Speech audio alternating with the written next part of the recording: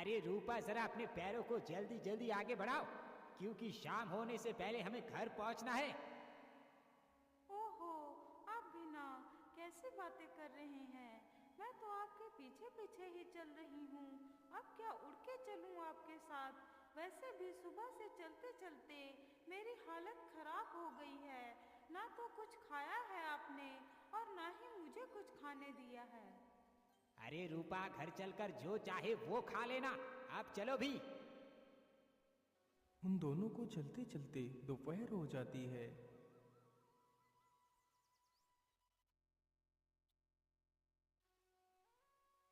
अजी, अब मैं इससे आगे नहीं चल पाऊंगी। हम थोड़ी देर इसी पेड़ के नीचे आराम कर लेते हैं, फिर आगे चलेंगे। अच्छा अच्छा, ठीक है, तुम थोड़ी थोड़ी देर यहीं पर आराम कर लो। मैं तुम्हारे लिए कुछ खाने को ढूंढ कर लाता हूँ। रूपा तो वहीं पेड़ के नीचे लेट जाती है और हीरालाल कुछ खाने की तलाश में जंगल में आगे चला जाता है। रूपा पेड़ के नीचे काफी देर तक सोती रहती है। अरे रूपा, चलो अब उठ जाओ। देखो, मैं तुम्हारे लिए मीठे मीठे फल लाया हूँ। तुम इन्हें जल्दी से खा लो, फिर हम घर चलते हैं। अरे वाह, आप फल लेकर तो कितनी जल्दी आ गए। हाँ हाँ रूपा, फल तो यहीं पास में ही लगे थे, इसीलिए जल्दी ही लेकर आ गया। तुम इन्हें जल्दी से खा लो। हाँ हाँ, लाइए ये फल मुझे दे दीजिए। हीरालाल उन फलों को रूपा को दे देता है। अरे ठहरो रूपा, तुम इन फलों को मत खाओ। अरे, तुम कौन हो? अरे मैं तुम्हारा पति हूँ हीरालाल। मैं तुम्हारे लिए फल लेने गया था। अरे बेवकूफ बहरूपिये, तू है कौन जो मेरी पत्नी को अपनी पत्नी बना रहा है? अरे यही तो मैं तुझसे भी पूछना चाहता हूँ कि आखिर तू है कौन जो मेरी पत्नी को अपनी पत्नी बना रहा है? अरे मैं ही तो हूँ उसका असली पति। अरे रूपा, तुम इस बहरूपिये की बात ना सुनो। चलो, अब हमें यहाँ से चलना चाहिए। इतना बोलकर वह रूपा का हाथ पकड़ लेता है। वह दोनों ही रूपा का एक एक हाथ पकड़कर अपनी अपनी ओर खींचने लगते हैं। अरे, आप लोग ये क्या कर रहे हैं? छोड़ो मुझे। अरे क्या हुआ भाई, तुम दोनों आपस में ही क्यों लड़ रहे हो? देखिए ना भैया, ये युवक मेरी पत्नी को अपनी पत्नी बता रहा है। अरे भाई, तुम दोनों की शक्ल तो बिल्कुल हूबहू एक जैसी है। क्या तुम्हारा कोई जुड़वा भाई भी है? अरे नहीं भाई, मेरा कोई जुड़वा भाई नहीं है। मैं अपनी पत्नी को ससुराल से लेकर घर वापस जा रहा था। पता नहीं ये मेरी शक्ल का आदमी कहाँ से आकर मेरी पत्नी को अपनी पत्नी बता रहा है। वैसे इन दोनों की शक्ल तो एक जैसी ही है, इसमें कोई भी फैसला करना मुश्किल है। अरे सुनो भाई, तुम लोग आपस में ही मत लड़ो। मेरे हिसाब से तुम दोनों को राजा के पास जाना चाहिए, क्योंकि तुम दोनों का फैसला राजा ही कर सकते हैं। हाँ हाँ, चलो महाराज के पास। इतना बोलकर वह सारे लोग राजमहल में पहुंच जाते हैं। बोलिए, आप लोगों की क्या समस्या है? महाराज, मेरा नाम हीरालाल है। मैं अपनी पत्नी को ससुराल से लेकर अपने घर वापस जा रहा था। नहीं महाराज, ये हीरालाल नहीं है। हीरालाल मैं हूँ। ससुराल से मैं लौटकर जा रहा था। उन दोनों की बात को सुनकर राजा का भी दिमाग घूम जाता है। अरे राम राम राम, ये कैसे हो सकता है? एक ही शक्ल के दो आदमी और दोनों ही इस औरत को अपनी पत्नी बता रहे हैं। अब मैं क्या करूं? किसके पक्ष में फैसला सुनाऊं? कुछ समझ नहीं आ रहा। अरे मंत्री जी, आपका क्या कहना है? आखिर इन दोनों में से कौन सत्य बोल रहा है? महाराज, इस विषय पर कोई भी फैसला करना इतना आसान नहीं है। तो फिर तुम ही बताओ मंत्री जी, अब मैं क्या करूं? महाराज, यदि आप बुरा ना माने तो आपको ये फैसला प्रतापगढ़ राज्य में भेजना चाहिए। सुना है वहाँ सारे फैसले एक तोता सुनाता है। आज तक उसने कोई भी गलत फैसला नहीं सुनाया है। यदि ऐसी बात है मंत्री जी, तो हमें आज ही प्रतापगढ़ चलना होगा। फिर वह सारे लोग प्रतापगढ़ राज्य को जाते हैं। राजा सारी कहानी उस तोते के सामने सुनाता है।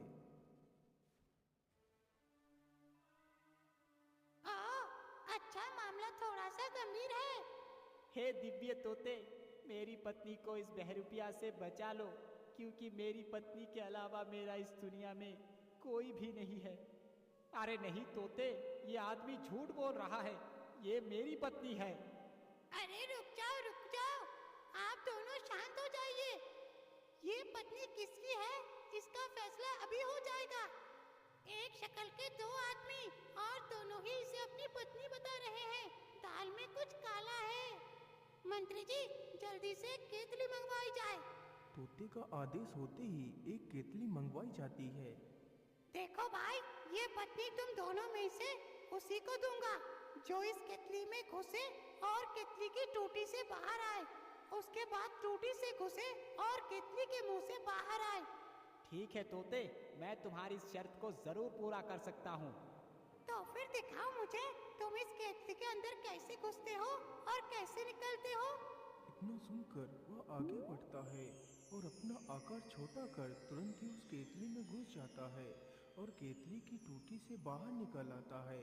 फिर उस केतली की टूटी के अंदर घुस जाता है और बाहर निकल आता है।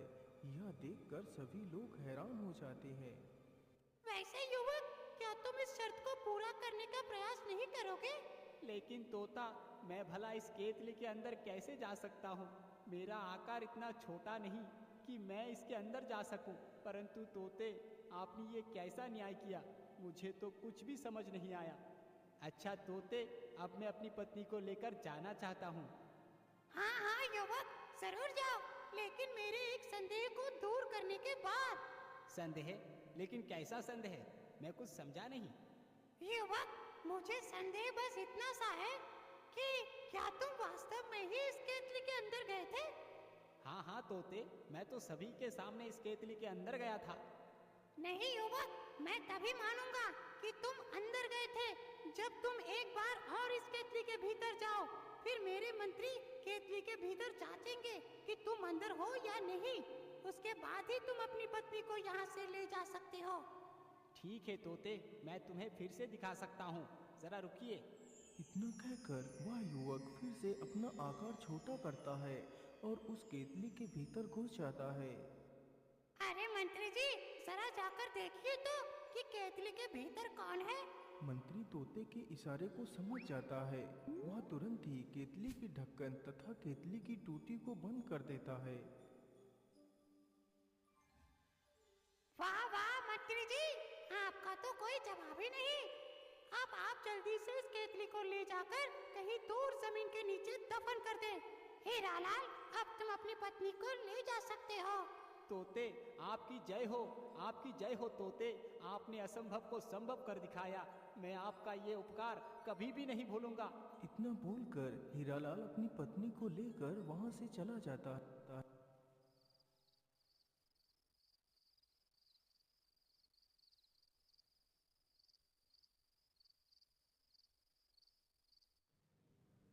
वैसे तोते, तुमने उस शैतान को पहचान कैसे लिया? महाराज, एक ही शक्ल के दो आदमी और दोनों ही एक स्त्री को अपनी पत्नी बता रहे हैं। उन दोनों की बात से मैं समझ गया था कि उन दोनों में से कोई एक शैतान ही हो सकता है, जो उस परीक्षण के बाद सुनिश्चित हो गया। वाह तोते, तुम्हारा तो कोई जवाब ही नहीं। तुम्हारी बात से ऐसा लगता है कि तुम कोई तोता नहीं, जरूर कोई महान आत्मा हो। तुम कोई साधारण तोता नहीं हो सकते। आखिर तुम कौन हो?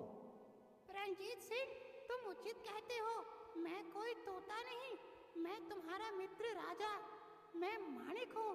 तोते के मुख से यह बात सुनकर रंजीत सिंह हैरान ही रह जाता है। क्या बोला? तुम राजा माणिक हो, मेरे मित्र हो? लेकिन मेरा मित्र तो अपने महल माणिक राज्य में है। अरे भाई, वो तुम्हारा मित्र नहीं, वो तो मेरा दुष्ट मंत्री सारंग है। वो तुम्हारा मंत्री सारंग है? लेकिन सारंग तो राजमहल छोड़कर किसी दूसरे देश में चला गया था। नहीं मित्र, वो कहीं भी नहीं गया। वो राजमहल में ही मेरा शरीर धारण कर रह रहा है। लेकिन मित्र, ये सब कुछ कब और कैसे हुआ? ये बात तब की है जब मैं एक दिन अपने राज्य दरबार में बैठा हुआ था। महाराज, क्या हुआ सैनिक? तुम इतना परेशानी में क्यों दिखाई पड़ रहे हो? महाराज, हमारे राज्य में एक ऐसे महान संत आए हैं जिसने मरे हुए इंसान को भी जीवित कर दिया है। महाराज, यदि ऐसी बात है तो हमें उस महान आत्मा से जरूर मिलना चाहिए। मंत्री की यह बात सुनकर राजा साधु के पास जाता है। बाबा, अपने मरे हुए व्यक्ति को कैसे जीवित कर दिया? महाराज, ये एक सिद्ध विद्या है जिसे मैंने अपनी तपस्या से अर्जित किया है। बाबा, यदि आप बुरा ना माने तो क्या आप मुझे इस विद्या को सिखा सकते हैं? पुत्र, इस विद्या को मैं किसी को भी नहीं सिखा सकता। लेकिन क्यों महात्मा? आखिर आप इस विद्या को सिखा क्यों नहीं सकते? क्योंकि ये विद्या सीखने के बाद मनुष्य इस विद्या का गलत उपयोग करने लगेगा। कोई भी व्यक्ति प्रकृति के नियमों के विरुद्ध नहीं जा सकता। बाबा, मैं एक राजा हूँ। मैं इस विद्या का उपयोग जन कल्याण के लिए ही करूँगा। मैं ऐसा कोई भी कार्य नहीं करूँगा जो प्रकृति के विपरीत हो। यदि ऐसी बात है राजन, तो ठीक है, मैं तुम्हें विद्या जरूर सिखाऊंगा, लेकिन उसके लिए तुम्हें माधवी पर्वत पर आना होगा। ठीक है बाबा, मैं जरूर आऊँगा।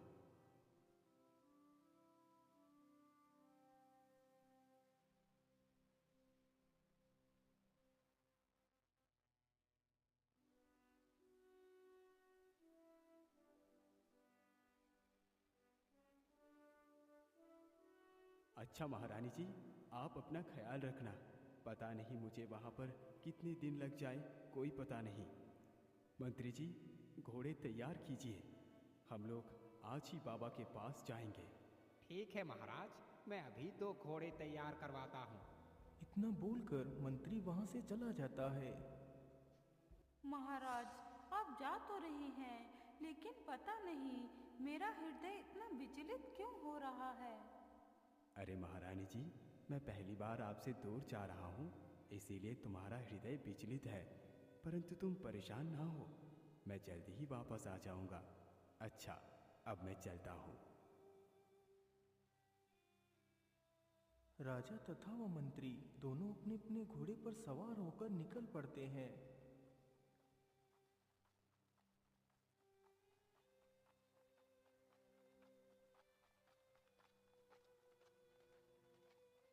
वह दोनों चलते चलते जल्दी ही माधवी पर्वत पर पहुंच जाते हैं।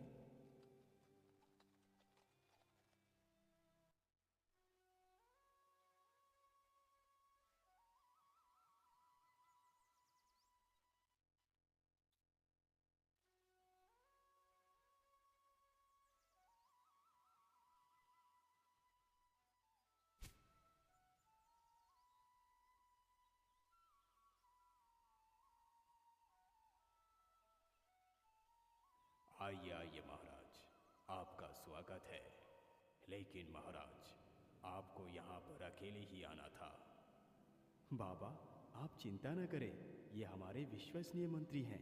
ये सदैव हमारे साथ ही रहते हैं। लेकिन क्षमा कीजिए महाराज, मैं आपको ये विद्या एकांत में ही सिखाऊंगा, जहाँ पर मेरे और तुम्हारे अलावा तीसरा कोई भी ना हो। तो फिर आप ही बताइए बाबा, अब मैं क्या करूं? महाराज, आप मेरे साथ उस गुफा में चलिए। मैं आपको इस विद्या का ज्ञान उस गुफा के भीतर ही दूंगा। आप अपने मंत्री को यहीं पर रोक दीजिए। मंत्री जी, आप इसी स्थान पर रुककर मेरी प्रतीक्षा कीजिए। जी महाराज, जैसी आपकी इच्छा। इतना सुनकर राजा उस साधु के पीछे पीछे गुफा के भीतर चला जाता है।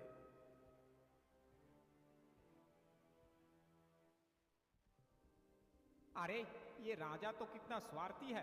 विद्या सीखने के लालच में मुझे यहीं छोड़कर चला गया।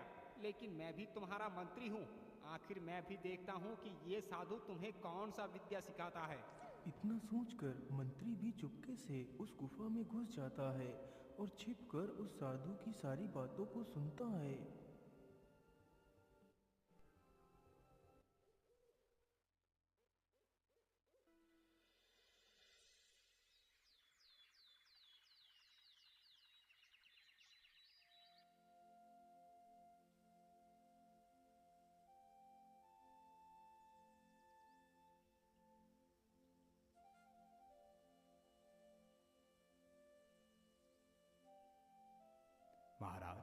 आज आपकी संपूर्ण 52 विद्याएं पूर्ण हो चुकी है।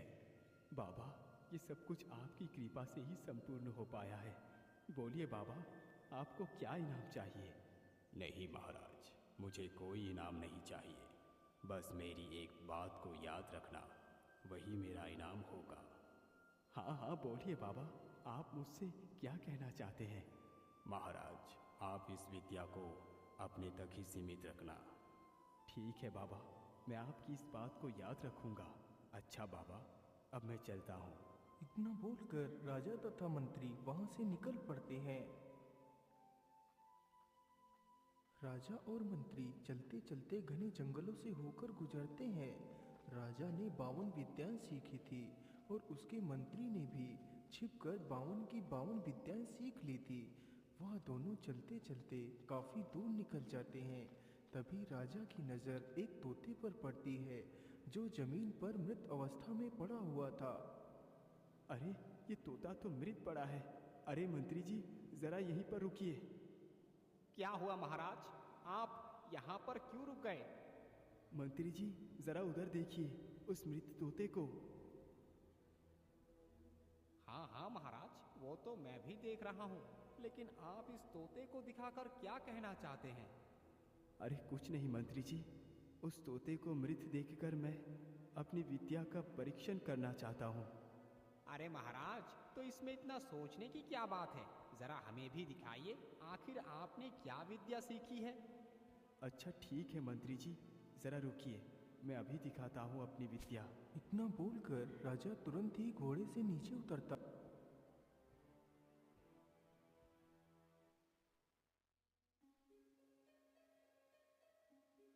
राजा अपनी विद्या से अपने शरीर को छोड़कर अपने प्राणों को तोते के शरीर में प्रवेश करता है।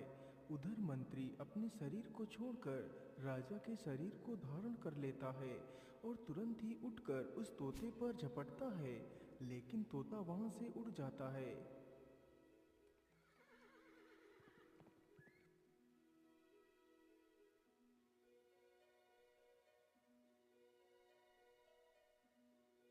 हे भगवान, मैंने अपनी मंत्री के बारे में तो कभी भी ऐसा नहीं सोचा था कि वो मेरे साथ इतना बड़ा विश्वासघात करेगा।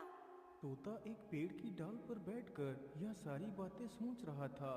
तभी उधर से एक शिकारी गुजरता है।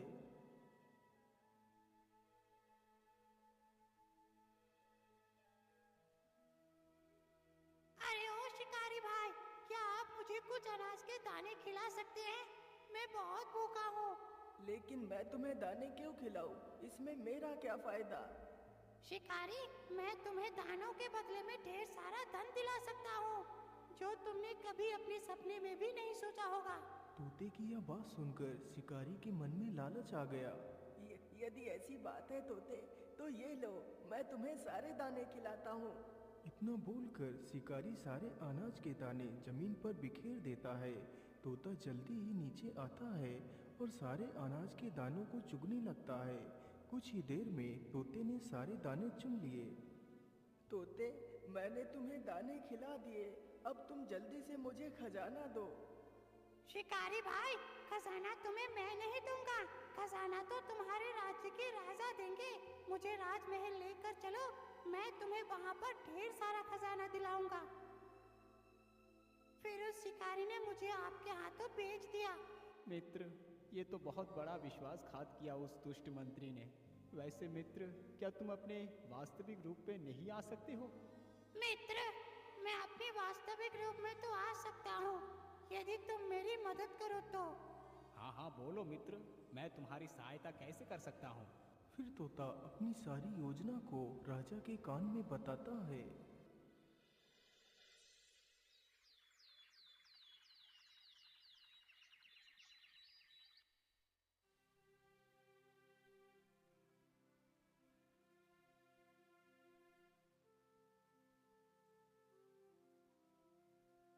महाराज, आपके लिए एक संदेश आया है, जो संदेश आपके मित्र राजा रणजीत सिंह ने भेजा है। हाँ हाँ सैनिक बोलिए, हमारे मित्र ने क्या संदेश भेजा है? महाराज, उन्होंने आपको भोज के लिए आमंत्रित किया है। आखिर ये रंजीत सिंह मुझे क्यों बुला रहा है? क्या बात हो सकती है? यदि मैं बुलावे पर गया नहीं तो उसे मुझ पर संदेह हो जाएगा। ये सारी बातें सोचकर वह अपने घोड़े पर सवार होकर निकल पड़ता है।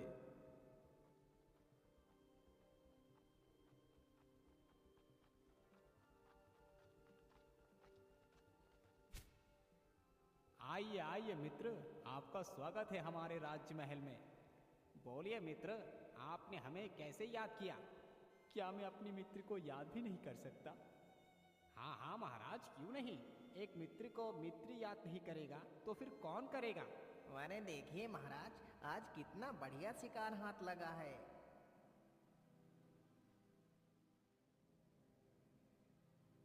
अरे वाह वाह वाह, ये हिरन तो कितना सुंदर है। इसकी सुंदरता देखकर तो आंखें हट ही नहीं रही। मृत अवस्था में ये इतना सुंदर दिख रहा है। यदि ये जीवित होगा तो कितना सुंदर होगा। काश कि मैं इसकी सुंदरता को इसकी जीवित अवस्था में देख पाता। अरे महाराज, इसके लिए आप इतना दुखी क्यों होते हैं? यदि आपको इसे जीवित देखना है तो मैं अभी इसे जीवित कर देता हूँ। परंतु मित्र, आप इसे जीवित कैसे कर सकते हैं? अरे मित्र, बस देखते जाइए मैं इसे कैसे जीवित करता हूँ। इतना बोलकर वह जमीन पर लेटता है और अपने प्राणों को निकालकर हिरण के उस मृत शरीर में डाल देता है। तभी राजा मणिक अपने प्राणों को उस तोते के शरीर से निकालकर वापस अपने शरीर में डाल देता है और तुरंत ही उठकर अपनी तलवार से हिरण का सिर काट देता है। दुष्ट मंत्री, तेरे विश्वासघात की सजा यही है।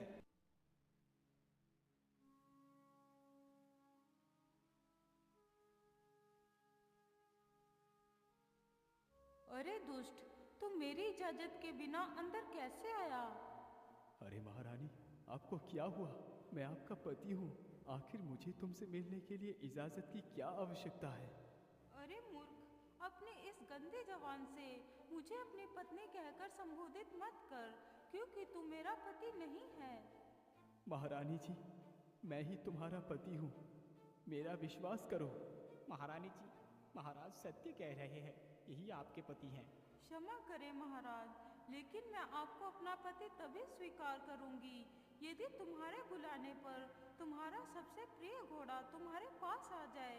तभी मैं मानूंगी कि आप ही मेरे पति हैं। लेकिन मेरा प्रिय घोड़ा है कहाँ? वो अस्तबल में तो नहीं है। महाराज, आपका घोड़ा जंगल की ओर भाग गया था, तब से वह लौटकर वापस नहीं आया है। आप चलकर उसे आवाज दीजिए, शायद आपके बुलाने से वह आ जाए। हाँ हाँ, चलिए हमारे साथ। इतना सुनकर सभी लोग राजा के साथ जंगल में जाते हैं। बहादुर, तुम कहाँ हो? देखो, मैं तुम्हें लेने आया हूँ।